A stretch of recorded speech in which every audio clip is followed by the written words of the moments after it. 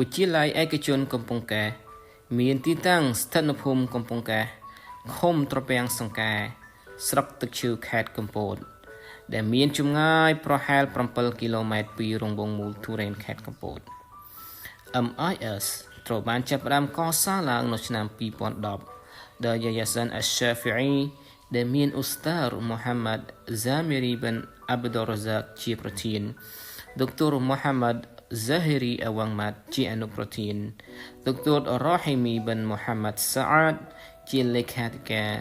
Dr. Muhammad Suki bin Uthman Dr. Zawawi bin Ismail ជាសមាជិកយាយាសិន Ash-Shafi'i ត្រូវបានបង្កើតឡើងនៅឆ្នាំ2008ដែលផ្អែកទៅលើគោលការណ៍អាម៉ាណាការជាទុកចិត្តនិងការទទួលខុសត្រូវជាចម្បងហើយបានចុះអនុសារណៈនៃការយោគយល់គ្នាជាមួយគណៈដឹកនាំជាន់ខ្ពស់នៃសាសនាអ៊ីស្លាមកម្ពុជានៅឆ្នាំ2011នៅក្នុងចំណោមបេសកកម្មរបស់យាយាសិន Ash-Shafi'i មានដូចជាជួយសហគមន៍អ៊ីស្លាមកម្ពុជាក្នុងកិច្ចខិតខំប្រឹងប្រែងដើម្បីបង្កើតធនធានមនុស្សជំនាន់ថ្មី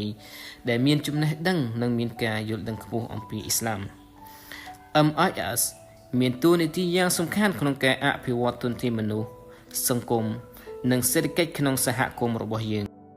វត្តមានរបស់ MIS មិនត្រឹមជាស្ថាប័នបណ្ដុះបណ្ដាលអប់រំនោះទេប៉ុន្តែជាមូលដ្ឋានសម្រាប់ការអភិវឌ្ឍអនាគតដ៏យូរអង្វែង MIS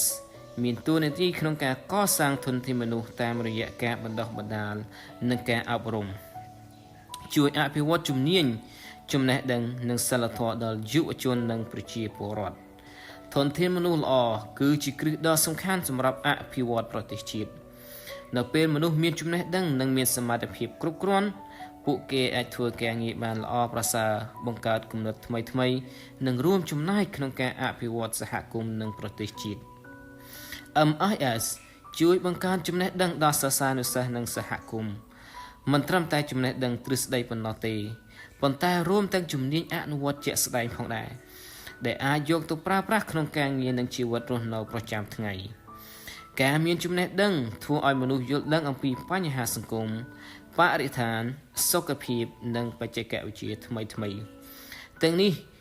ជួយឲ្យពួកគេអាចសម្រេចចិត្តបានត្រឹមត្រូវនិងរស់នៅបានប្រសើរជាងមុន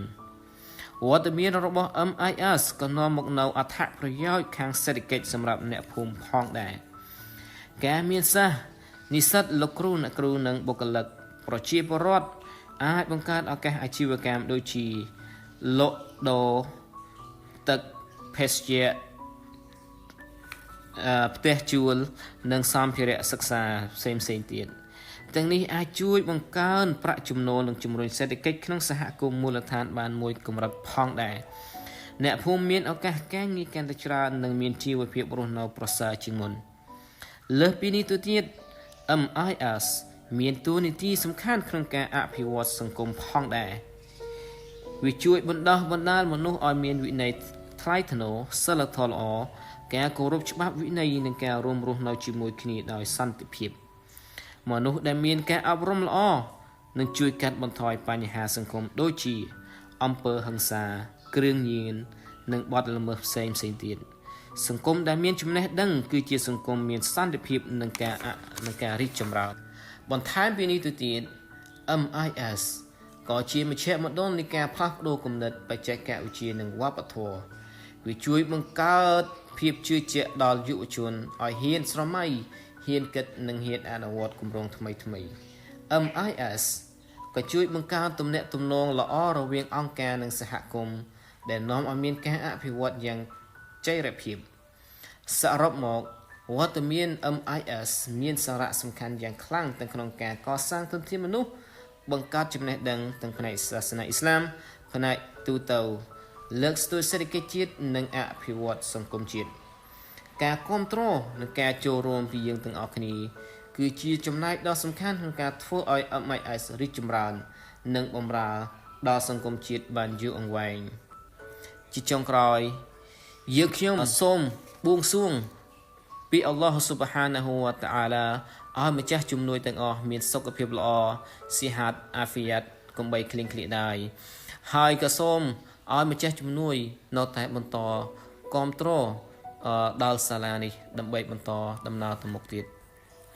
وبالله التوفيق والهداية والسلام عليكم ورحمة الله وبركاته